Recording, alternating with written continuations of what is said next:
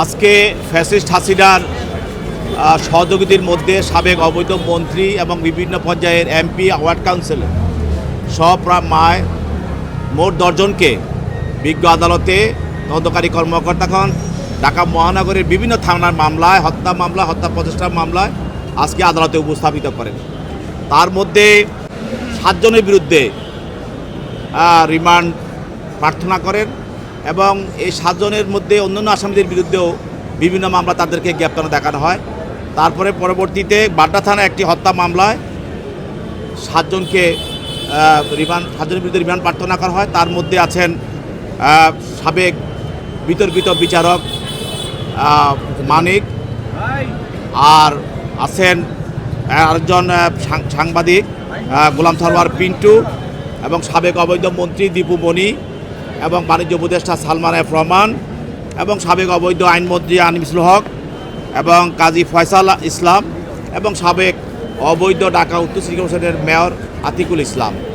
এদের বিরুদ্ধে তদন্তকারী কর্মকর্তা রিমান্ডের প্রার্থনা করে বলেন যে এই আসামিরা গত 20/7/24 তারিখে বাড্ডা প্রগতি সরণিতে একজন ভ্যান চালক হাফিজুল শিকদার গুলিতে নিহত হয়। এই বৈষম্যবিরোধী আন্দোলনের সময় সে পুলিশের গুলিতে তাকে নিহত হয় এবং তাকে হত্যা করা হয়।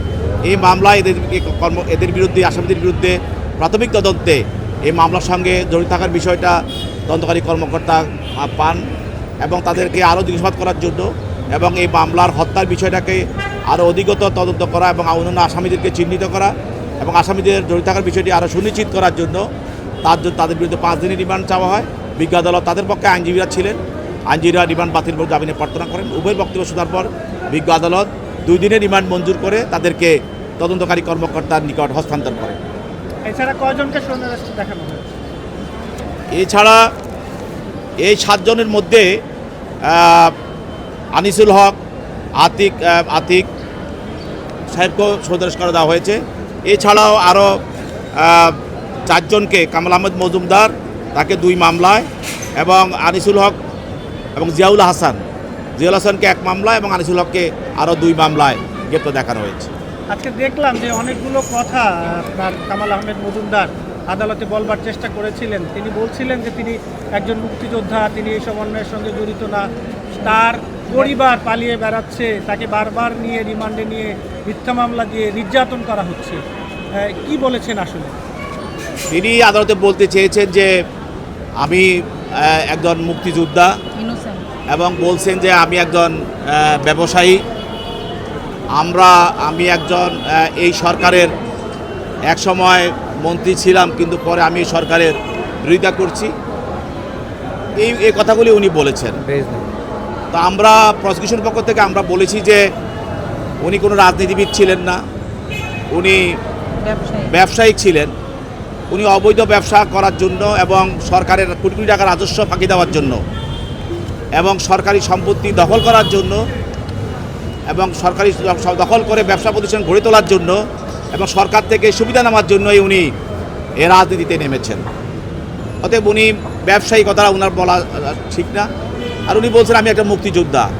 আমরা আদালতে প্রায় বলে থাকি এই মুক্তিযোদ্ধার বক্তব্যটা আপনারা রাখবেন না, কারণ এই মুক্তিযুদ্ধের আমাদের যে চেতনা, মুক্তিযুদ্ধের কারণ আমি বলেছি যে মুক্তিযোদ্ধা কি বলেছে যে আপনি দিনের বোধ রাত্রে করবেন?